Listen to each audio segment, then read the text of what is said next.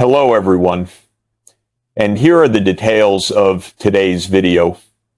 The French president's recent warning that the European Union may impose tariffs on China is far more than a technical trade announcement. It is a moment that crystallizes a decade of mounting economic anxieties, geopolitical shifts, and industrial vulnerabilities. In Paris' view, Europe stands at a crossroads. Continue absorbing the shock of China's industrial expansion, or take the political risk of confronting the world's second largest economy. The message from France is unmistakable. Europe can no longer pretend that its economic dependence carries no strategic consequences. Yet this escalation did not begin with a single speech. It has been years in the making. China's rise as a manufacturing superpower has reshaped global markets, but Europe has become the most exposed and least prepared of all advanced economies to absorb the impact. European companies have watched Chinese electric vehicles, solar panels, wind technologies, steel, and batteries sweep across their markets at prices often below European production costs. Beijing's massive industrial subsidies, combined with economies of scale unmatched anywhere in the West, have created a competitive environment that Europe simply cannot match under its current regulatory and fiscal constraints. For France, the issue is existential. The country has already witnessed the erosion of its industrial base over the last 2 decades. Now, as China accelerates its export-driven model, French policymakers fear that the remaining pillars of their manufacturing sector, automobiles, aviation components, renewable energy technologies, and luxury goods linked to high-end production could be undermined. The tariff warning is therefore a defensive maneuver driven not by ideology, but by economic survival. But there is also a geopolitical dimension. As the world fragments into competing blocs, Europe faces pressure to assert its autonomy. France has long championed the idea of strategic independence, a Europe capable of standing between Washington and Beijing without being subordinated to either. Tariffs on China would be an expression of this ambition, a statement that Europe is willing to use its regulatory power to defend its own industrial future. Still, the French president's warning carries a tone of caution as much as defiance. He understands that Europe is not united. Germany fears Chinese retaliation against its automobile exports. Eastern European states remain cautious, balancing economic necessity with security alignment. And Southern Europe, still fragile after years of fiscal austerity, worries that a tariff war could trigger inflation and weaken its recovery. Moreover, Europe's timing is fraught. The global economy is slowing, supply chains remain fragile, and inflation has not fully receded. To impose tariffs now risks raising prices for European consumers while provoking Beijing into targeted retaliation. And China has many levers: luxury imports, agricultural goods, aviation contracts, and rare earth supplies, all critical to France and the EU. Thus, the president's warning signals a strategic pivot more than a final decision. It reflects a growing recognition that Europe must confront a reality it has long postponed, a world in which economics and geopolitics are inseparable, and where the decision to impose tariffs may shape Europe's industrial destiny for decades.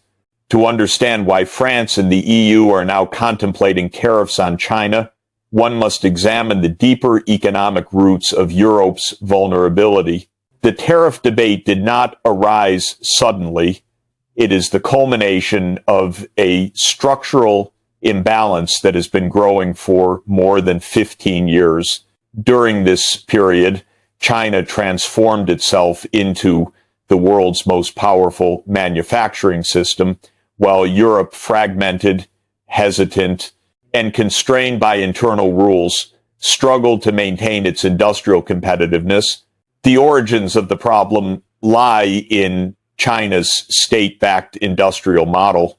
Through massive subsidies, cheap loans, preferential land use policies, vertically integrated supply chains, and relentless scaling, Beijing built industries capable of producing at volumes and costs Europe could not match.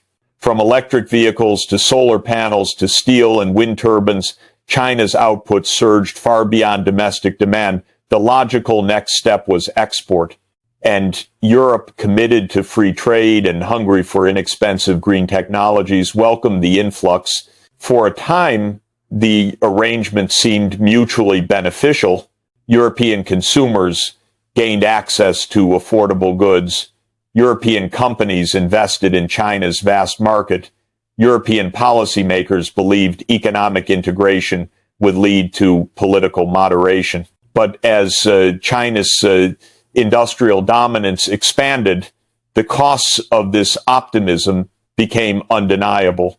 Domestic manufacturers began collapsing under the weight of subsidized imports. Critical supply chains were hollowed out. Dependence deepened not only for finished goods, but for intermediate components essential to Europe's green transition. France, in particular, felt the consequences. Its solar panel industry was decimated. Its wind energy sector became reliant on Chinese turbines. Its battery ambitions faltered in the face of overwhelming Chinese competition. Even its automobile sector, once a symbol of national engineering, now confronts Chinese electric vehicles priced far below European production costs. Paris realized that Europe was becoming not a competitor, but a captive market in China's industrial orbit. The imbalance grew even more acute when Europe attempted to pursue climate goals. The EU's Green Deal inadvertently strengthened China's position, as the continent relied heavily on Chinese technologies to meet renewable energy targets. European politicians discovered the uncomfortable truth. The energy transition was dependent on China's industrial transition, and dependence in one domain quickly became leverage in another. By the time France raised the possibility of tariffs, the situation was already untenable. Europe's trade deficit with China had ballooned. Entire sectors faced existential threats. And the geopolitical environment, marked by growing U.S.-China rivalry, exposed the strategic risks of depending on a single external supplier for critical products. Thus, the push for tariffs is not protectionism in the old sense. It is a defensive reaction to years of structural erosion. Europe is not imposing tariffs to gain an advantage. It is imposing them to prevent collapse. The continent is confronting an uncomfortable reality. Its economic model, built on open markets and regulatory strength, is ill-equipped for a world where industrial power is sustained by state capacity rather than free competition. The question now is not whether Europe should act, but whether it has waited too long and whether the costs of rebalancing will be bearable. If Europe imposes tariffs on China, Beijing will not respond passively.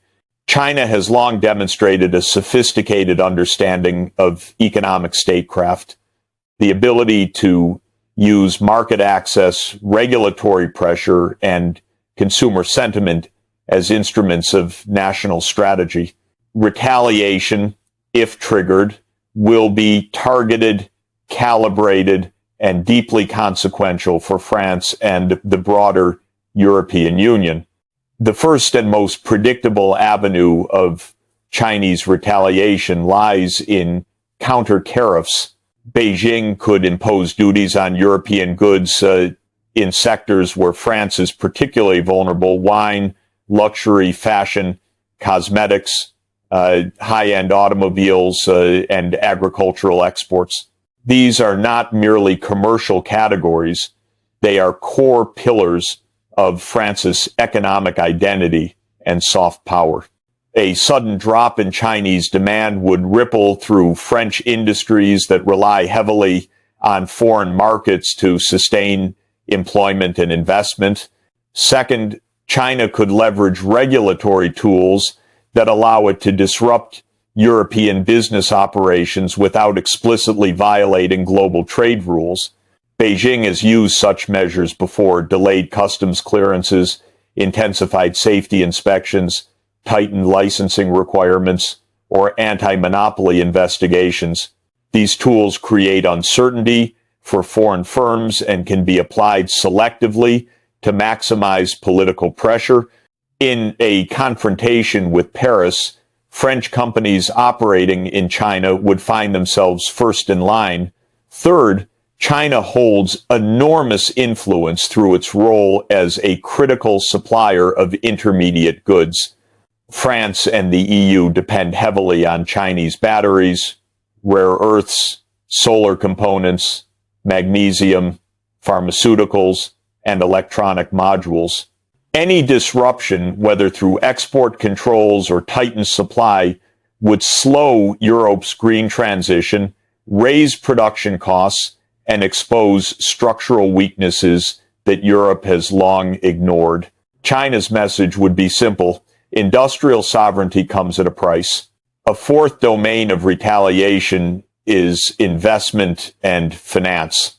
China could redirect outbound investment away from Europe toward friendlier markets. Joint ventures could stall. Industrial partnerships could be reevaluated. Procurement decisions could shift overnight. For France's aerospace and automobile sectors, this would be a substantial blow, but the most profound impact would fall on Europe's internal cohesion. Some EU states, especially Germany, rely far more heavily on China than France does. If Beijing retaliates asymmetrically, targeting France while courting Berlin, the unity of the European tariff front could fracture. China understands that its greatest strategic advantage over Europe is not industrial capacity, but Europe's inability to maintain a unified position under economic stress. For France, the shock would be immediate. Export losses, industrial delays, and financial pressure would test the resilience of its economy. For the EU, the effect would be systemic. Tariff retaliation from China could strain the European Central Bank's inflation goals, disrupt supply chains essential for the green transition, and sharpen political divides within the Union. In short, China's retaliation would not be chaotic, it would be strategic. It would aim not at victory in a tariff war, but at shaping Europe's political calculation, raising the cost of resistance until Paris and Brussels question whether economic sovereignty is worth the price. The true test is whether Europe can sustain such pressure long enough to reap any long-term benefit. The question of whether France and the European Union can endure Chinese retaliation is not simply an economic inquiry. It is a test of Europe's political cohesion, its institutional resilience, and the reality of its long-proclaimed strategic autonomy. Tariffs are a tool of power, but the capacity to withstand the counterblow reveals whether that power is real or aspirational.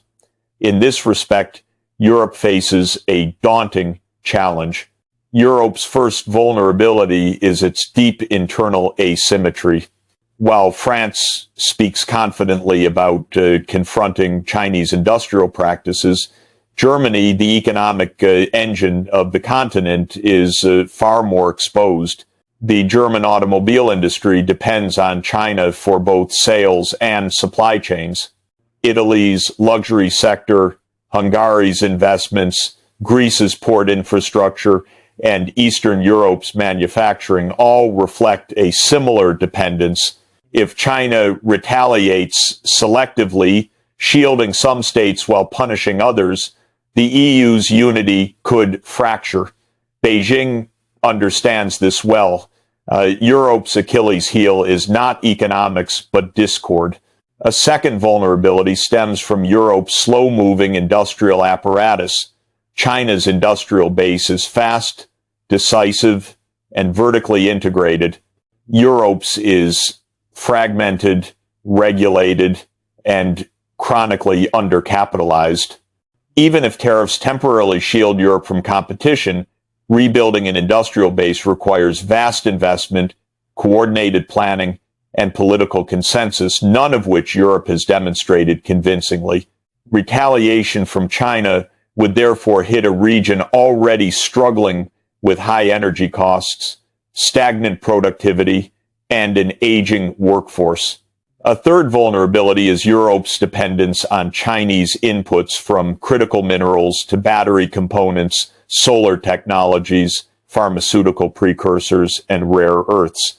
In the name of green transition, Europe bound its future energy system to supply chains dominated by China. If Beijing restricts these exports, even modestly, Europe's climate goals could stall. Delays in battery production or solar deployment would raise energy prices, fuel political discontent, and undermine one of the EU's most important policy identities. Europe's ecological transition is, paradoxically, a strategic liability. Yet Europe does possess strengths, though they require discipline to utilize effectively. The EU's market size remains one of the largest in the world. It has regulatory power unmatched by any other bloc. It has world-class universities, sophisticated financial markets, and a commitment to high-value industries. If Europe acts cohesively, it can shape global standards and negotiate with China from a position of leverage. But cohesion is precisely what Europe lacks. France argues that tariffs must be paired with industrial revival, coordinated investment, and a willingness to weather short-term pain for long-term resilience. But this implies a political sacrifice that European democracies fractured by populism, inflation concerns, and fragmented coalitions may struggle to maintain. China's countermeasures would not simply test Europe's economy, they would test its political will. So can Europe withstand Chinese retaliation? In the narrow economic sense, perhaps yes. But the deeper question is whether Europe can remain united under pressure, sustain a coherent industrial strategy, and accept the costs of sovereignty in a world no longer governed by free market illusions. If not, the tariff strategy will crumble, and China will have proven that Europe lacks the stamina to complete the path it has begun. The prospect of a tariff confrontation with China forces Europe to confront a question it has long postponed. What kind of economic power does Europe aspire to be in the 21st century?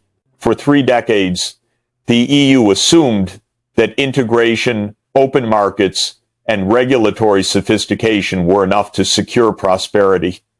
But China's ascent has revealed the limits of that model. The world is no longer defined by efficiency alone. It is defined by capacity, industrial, technological, and strategic. And capacity is precisely what Europe has allowed to erode. If Europe chooses to proceed with tariffs, it is effectively choosing the long, demanding road of rebuilding its industrial foundations. Tariffs may shield sectors temporarily, but they cannot substitute for competitive production, coordinated investment, and technological innovation. Europe must ask whether it is ready to confront the fundamental challenges that have weakened its industrial base. slow decision-making, fragmented capital markets, energy insecurity, and a policy environment that often prioritizes regulatory purity over industrial strength. For France, the goal is clear. Use the tariff shock to awaken Europe to its dependency and rally the Union toward strategic autonomy. But autonomy is not achieved by proclamation. It is earned through decades of consistent policy. The French vision demands more than tariffs. It requires a continental scale industrial strategy that integrates research, manufacturing, and supply chains. It demands energy stability, workforce development, and large-scale investment in green technologies. Most importantly, it demands political unity, a resource Europe possesses in short supply. China, meanwhile, will play the long game effortlessly. It can absorb temporary disruptions, recalibrate its export markets, and intensify its industrial upgrading. Its domestic market is vast. Its political system allows rapid adjustments, and its financial architecture is aligned with state objectives. Europe, by contrast, must navigate democratic constraints, diverse national interests, and external shocks, from war in Ukraine to volatile global energy prices. Still, it would be a mistake to conclude that Europe is doomed to decline.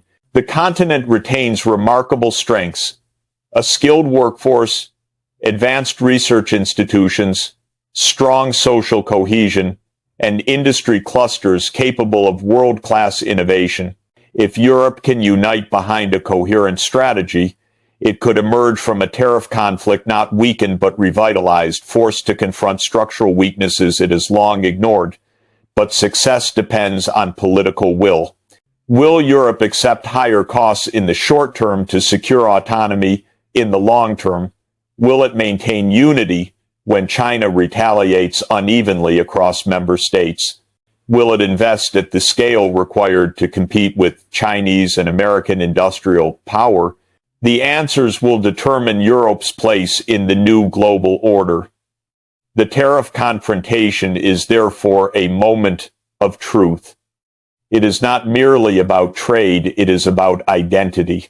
Europe must decide whether it will remain a regulatory power dependent on external suppliers, or whether it will reinvent itself as a manufacturing and technological force capable of navigating a world shaped by great power competition. In the end, Europe's greatest challenge is not China's strength, but Europe's hesitation. The future belongs to those who act with purpose. If Europe rises to the moment, the tariff conflict could mark the beginning of its industrial renewal. If not, it may simply reveal the limits of a continent that waited too long to reclaim its economic destiny.